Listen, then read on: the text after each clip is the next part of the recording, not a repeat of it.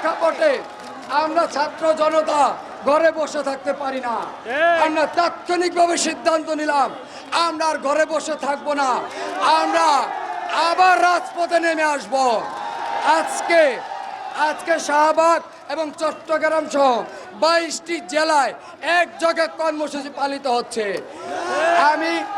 আমি মিডিয়া ভাইদের মাধ্যমে অন্তর্বর্তীকালীন সরকারের কাছে আমাদের আজকের এই কর্মসূচির 4 দফা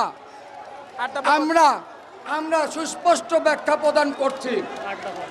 অনতি বিলম্বে অন্তর্বর্তীকালীন সরকারের কাছে যে 8 দফা পেশ করা হয়েছিল তা আগামী দুর্গা পূজার আগে সুস্পষ্ট প্রত্যক্ষ প্রদর্শন সনাতনী সমাজের কাছে ব্যাখ্যা প্রদান করতে হবে।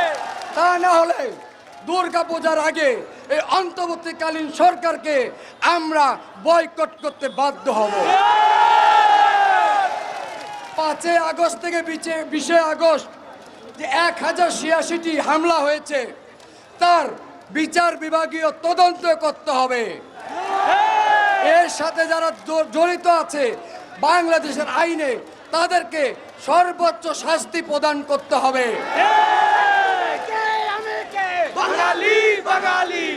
ঠাকুরগাঁও, চট্টগ্রাম, ময়মনসিংহ, রংপুর, দিনাজপুর সহ যে 45টি জেলায় সাম্প্রদায়িক হামলা হয়েছে তার বিচার বিভাগীয় তদন্ত করতে হবে এবং ক্ষতিগ্রস্ত প্রত্যেকটা বাড়ি নির্মাণ করে দিতে হবে।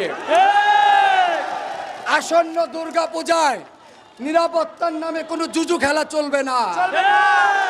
আমরা বিশ্বাস করে এই দেশের 2 কোটি হিন্দু সম্প্রদায়ের নিরাপত্তা যদি দিতে না পারেন আপনারা বলেন আমাদের নিরাপত্তা আমরা দেব, কিন্তু অন্য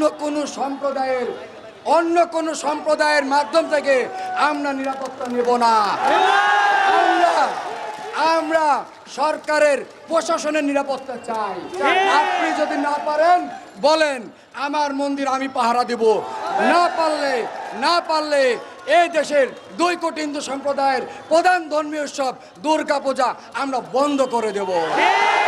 আপনারা যদি নিরাপত্তা দিতে না পারেন আমাদের বলেন, আমরা আন্তর্জাতিক মহলের কাছে যাব। আমরা জাতিসংঘের কাছে আমাদের নিরাপত্তার কথা বলবো। 18 কোটি মানুষের মধ্যে 2 কোটি মানুষের যদি নিরাপত্তা দিতে না পারেন আমরা বলতে চাই না, তারপরও বলতে বাধ্য হব 2 কোটি হিন্দু সম্প্রদায়ের জন্য আপনি আলাদা প্রদেশ করে দেন, আমরা আমাদের নিরাপত্তা আমরা দেব। কিন্তু স্বাধীনতার 53 বছর পরে আমরা আর কোনো ফাজলামি রাষ্ট্রের পক্ষ থেকে সহ্য করব না। আমাদের দেয়ালে পিঠ থেকে গেছে। আমরা যদি 2 কোটি আবার রাস্তায় নামি একটা কথা বলতে চাই, দেশ কিন্তু স্বাধীন একবারই হয়, গণ অভ্যুত্থান কিন্তু বারবার হয়। এটা কিন্তু ভুলে গেলে চলবে না। যদি ভুলে যান তাহলে আমি মনে করব বোকার স্বর্গে বসবাস করবেন। আমরা যদি মনে করি এই দেশে 53 বছরের মধ্যে যদি কোনো শান্তিপূর্ণ সম্প্রদায় থাকে সেইটা হচ্ছে হিন্দু সম্প্রদায়। আমরা এই দেশের ভূমিপুত্র, আমরা এই দেশের রাষ্ট্রবিরোধী, সংবিধান বিরোধী এমন কোনো কাজ হোক আমরা করতে চাই না। কিন্তু যদি নিরাপত্তা দিতে না পারেন আমরা বাধ্য হব আন্তর্জাতিক মহলের কাছে যেয়ে আমাদের নিরাপত্তা প্রদান ব্যবস্থা করার জন্য। আজকে ছাত্র জনতা সহ যারা এসেছেন আমরা সবাইকে ধন্যবাদ জানাচ্ছি। মিডিয়া ভাইকে আমরা ধন্যবাদ জানাচ্ছি। আপনারা আমাদের প্রকৃত বন্ধু।